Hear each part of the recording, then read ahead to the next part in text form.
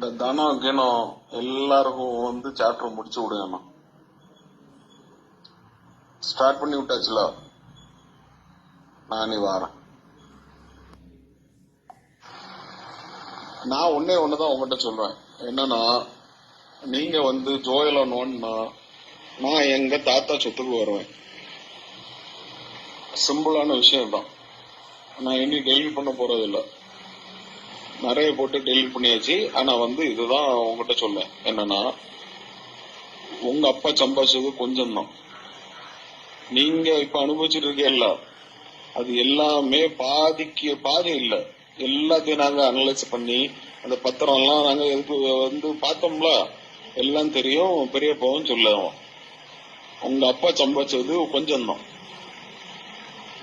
நான் எனக்கு எங்க தாத்தா சொத்துல எனக்கு பங்கு இருக்கு.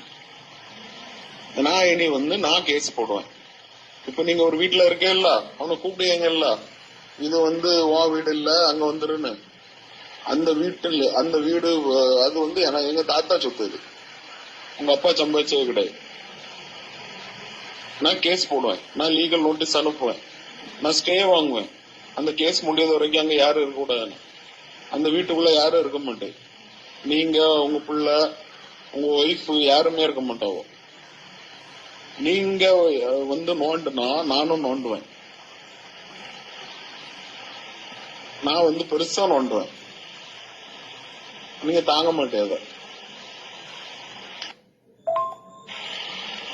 எவ்வளோ மெசேஜ் போட்டுட்டு டெலிட் பண்ணி பாத்துட்டேன், ஒரு மரியாதையா பேசுவான்னு சொல்லிட்டு. ஆனா எப்படினாலும் இத இதுக்கப்புறம் மரியாதையா பேச முடியாது. அதாவது உங்க அக்கா இறந்து ஒரு வாரத்துக்குள்ளால அவனுக்கு போன் பண்ணி ஜோயல்கிட்ட உங்க அக்கா நகைய காணலன்னு கேட்க பத்தல. இதுக்கு வேண்டிதான் உங்க மாலாக்கா எங்களை கார்டியனா போட்டிருக்கு. புரிஞ்சா? ஏன்னா இதோட எதுவுமே கிடையாது. இதோட எதுவுமே சொல்ல முடியாது. ஏதோ அவங்க கடைசி நேரத்துல அவங்களுக்கு தோணி இருக்கு. அதனாலதான் இந்த கார்டியனா எங்களை போட்டது. ஏன்னா ஒரு வாரத்துக்குள்ளாலே அவனை போன் பண்ணி உங்க நகை இல்ல, நீங்க எங்க போய் என்னென்ன எல்லாம் விசாரிச்சீங்கன்னு எல்லாம் எனக்கு தெரியும். அங்க ஒவ்வொரு இடத்துலயும், பேங்க்லயும், கேனரா பேங்க்லயும், கேனரா பேங்க்ல, ஐஎஃபிலயும், எல்லாத்துலயும் நீங்க பண்ணது எல்லாமே எனக்கு தெரியும்.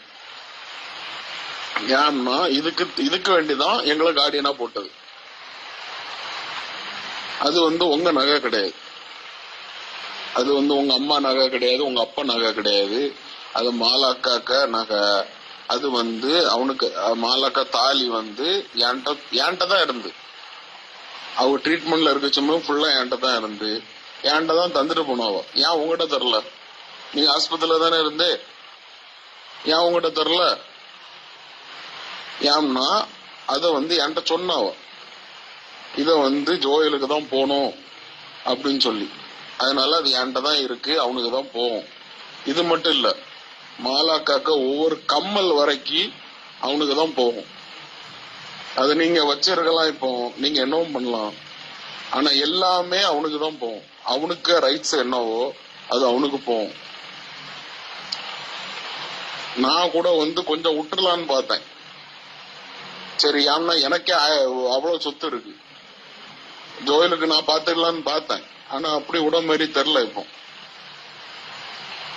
ஒவ்வொன்னும் அவனுக்கு வரக்கூடிய ஒரு புடி மண்ணைய நான் வாங்கி கொடுத்துட்டு தான் போவேன். அவனுக்கு வர வேண்டிய எல்லாம் அவனுக்கு வரும்.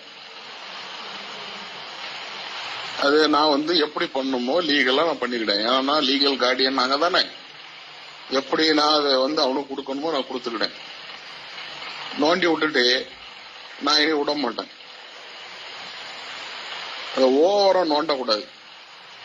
நாங்க நிறைய பண்ணலாம், சரியா? நாங்க வெளியே இருக்கோம். வெளியே நாங்க டவுனுக்குள்ள, சிட்டிக்குள்ள இருக்கோம். எங்களுக்கு நிறைய கிரிமினல் எப்படி வேணாலும் கொண்டு போகலாம். அந்த ஒவ்வொரு கிரிமினலும் கிடையாது. அவனுக்கு வேண்டி அவனுக்கு வரக்கூடிய பங்கு அவனுக்கு போட்டு. எனக்கு சொத்துல 1% கூட உங்க சொத்து கிடையாது.